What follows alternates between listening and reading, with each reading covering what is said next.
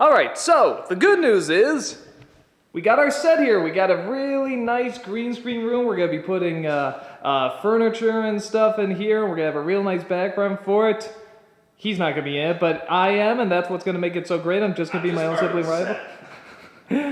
But the downside is, I don't know if you can hear, but echo, echo, echo. A little bit of an echo. So we have mics coming in that we're going to have in here, you know, with the furniture and stuff like that, but setback. So for this week again, we are just going to do sort of the basic in front of the couch kind of thing, but just letting you know, we do have it. It is put up, and we got, I don't know if you can see furniture out there, but it is here, and we are going to have that set up, but until then, you're a wizard. So, anyway, until that's ready, I am Iron Man! And I am Iron Man's brother, Rob. Iron Rob, and this is Sibling Rivalry.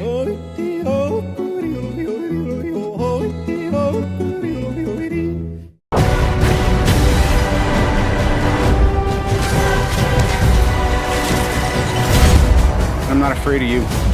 No politics here. Just good old-fashioned revenge. Tony Stark is back as Iron Man in the third installment of the most likely not trilogy. I'm sure they're going to make more of these. The increasingly inaccurately named trilogy that's going to happen. And this time he's going up against the Mandarin, played by Ben Kingsley. He's the head of a terrorist organization called the Ten Rings. And he pisses them off so much that not only do they try and take out his bodyguard, but they also try to take out his girlfriend and his home. And Tony Stark is out for all-out war. On the surface, this pretty much seems like a very straightforward comic book film, and on the surface, that's essentially all it is, which, if you're looking for a straightforward comic book film, it's great. However, if you're looking for something that's a little bit more meaty, has a little bit more development, there's two major problems with it. One is Tony Stark, this bastard, never learns from his mistakes, and is finally getting to a point where it's getting a little annoying. I mean, this is a guy who literally, out of emotional anger, goes on TV, announces his home address to the world, calling out the terrorists, and has no backup plan. And guess what happens? They come and blow his house up. Guess who's at home, too, by the way, Pepper. Yes, his girlfriend that he swore to protect. They didn't show the scene where she was watching the television at the time going, what the But you can imagine. This has got to be the dumbest move in superhero history. Giving out your home address, thinking to yourself that he has a plan, and he has no plan. You could have also let Vicky Vale into the Batcave, but, you know, okay, if you want to go with that. Certainly, I think this is worse, because this isn't done by his butler. This isn't done by his AI or anything. This is done by Tony Stark, and that, even though that's probably the biggest, there's a couple mistakes that he makes like this, these emotionally fueled mistakes, from a supposedly brilliant man.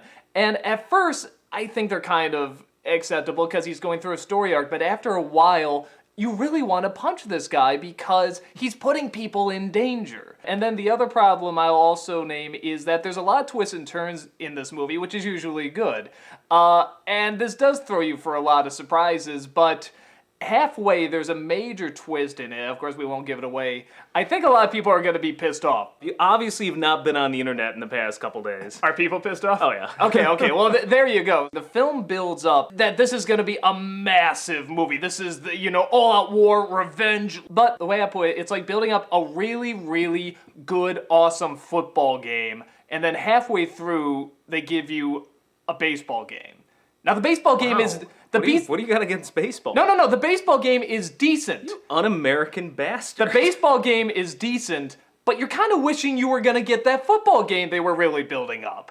So, in my opinion, even though it's promising a football game, you don't get it, but the baseball game is a decent baseball game. If that makes any sense. That's the best way I can put it. So I do recommend it just as a fun little comic book movie. And, good action, a lot of funny one-liners.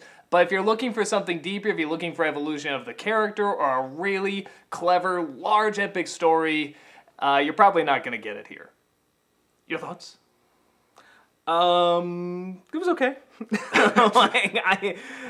night, folks! I'm out. The funny thing about this movie, there's all this talk in the movie about mechanics, and Tony Stark goes through this phase where he's just like, I am a mechanic, I am this, and since they're all about the mechanics, the only way I can describe this movie is perfectly serviceable. It's like taking your car in, which is on its last leg, and getting all of these things fixed and getting your car back and being like, yeah, you know what, it's driving all right. There's still a rattle here or there, and they could have done a better job, but when it's all said and done, I can friggin' drive, so... It works. Yeah, but wouldn't it be works. awesome if you got that really awesome car that the mechanic was building Yeah, up? this is not a case where you're going to drive your car in and get a brand new Ferrari out of it. The funny thing is, I liked it fine coming out of the cinema. About 20 minutes afterwards, I started to think about it, and that's when it started to fall apart.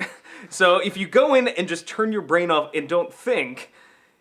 you'll be like, hey, this is a lot of fun. I had a good time. There were some funny lines, you know. Much like Tony Stark in the movie. He turns his brain off, doesn't think, and he seems to have fun.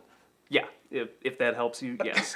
It's not that there's a twist. The initial twist is actually really good, and once you get through it, you're just like, oh, that's awesome, that's cool. Well, now what are they going to do, though? And then afterwards, you're just like, oh, really, that was it? Like, you know, that's all I can say without really giving it away, but it's like, it's a great idea that they just don't execute well. I was like, oh, that's an awesome idea.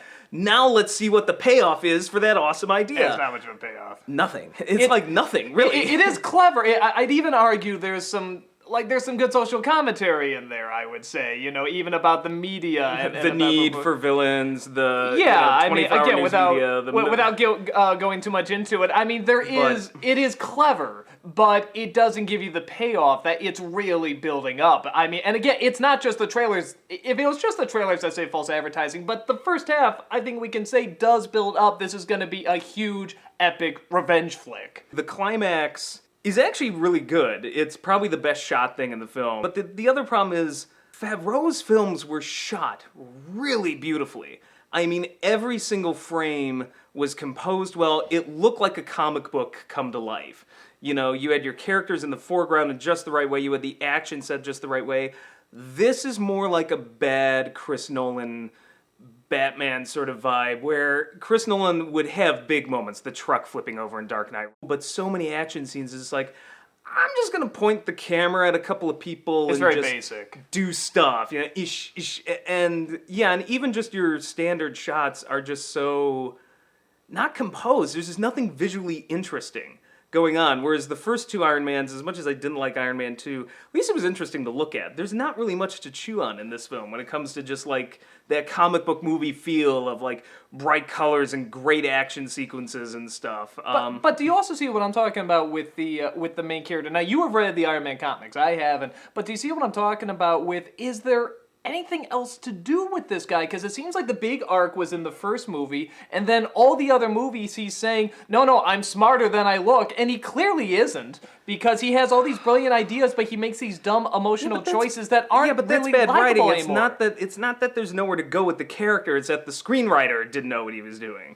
I mean, You they know, have to it's give him a not- panic attack, which that goes nowhere. There's No, and you're reason for right. him to That have the goes panic nowhere. attacks. He's like, I'm gonna have panic attacks because in the Avengers, it's happened ever since in the Avengers when the aliens were coming through, and ever since that. Oh, no, time in it's New the York, girlfriend, remember? He's afraid he might lose the girlfriend, so that's why he sends up a robotic double to say hi and not even greet her at the door, and then gives away his home address for her to get blown Yeah, up. She gets kidnapped like 3 or 4 times, has to get herself out It's of a it. very sloppy script with good ideas not executed well. The only really good thing is the middle portion of the movie is actually the best, which is a rarity. He meets up with this kid, and it's just one of the most brilliantly written sequences I've seen in a comic book movie in a long time, because this one scene so encapsulates what comic books do for kids. Like, if I were 10 years old, I would be like, Tony Stark's in my garage.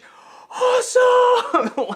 And the relationship he has with that kid, which could have been so cheesy, and it comes really close. They cut off at just the right point. It is not an Anakin Skywalker scene. It is not Jake Lloyd. The child actor they found is pitch perfect with lines there most kids wouldn't be able to deliver naturally, and this kid pulls it off. And their relationship, which is very cynical still, but really very touching. That part of the movie was the best part of the movie, and that's where he realizes, he's like, I'm a mechanic, which I thought was a nice solution for the panic attacks, which were underexplored. But he's like, maybe I should just work.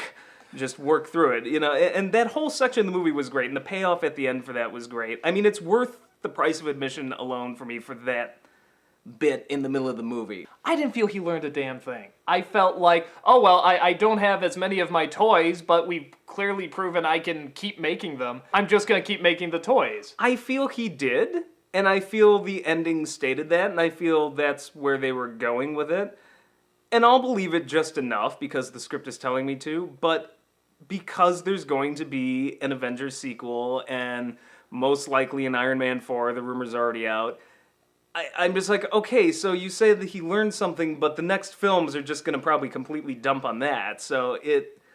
Maybe it's the fact that it's like, you can't have this guy learn too much because we like him as a cynic. We like him as the person who says the one-liners, so we don't want to see him learn too much. He has to be able to it's the Han Solo effect. a little too Everybody much, likes Han Solo from Empire the Best, who says, the Han I really like? The one from Return of the Jedi, where he was in carbonite for the first third of the movie, and then Ewoks basically kidnap him. gets felt up by Ewoks, and then basically kind of gets Leia and is all domesticated. What did he do in that movie? The more I think about it, nothing. He basically got the Rebel Alliance in a lot of trouble because he keeps stepping on things. Sticks. Yeah, like, hey, it's me. Fly casual, Chewie. I mean.